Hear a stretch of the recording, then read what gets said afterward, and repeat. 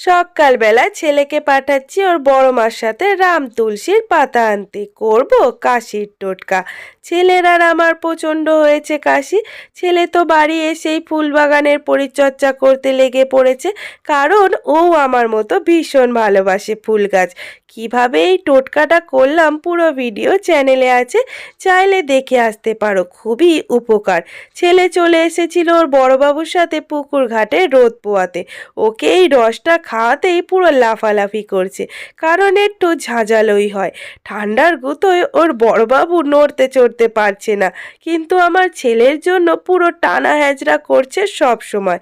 ওর বড়বাবু এখানে এক হাঁড়ি জল গরম করছে স্নানের জন্য, আর দিদা এখানে করছে রান্না। তা আমাদের বেশিরভাগটাই উনানে রান্না হয়। চলে এসেছে সবজি ব্যাপারী, একের পর এক সবজি চাপাতেই থাকবে, বলে টাকা দেয়া লাগবে না, খাতায় তোলা থাকবে।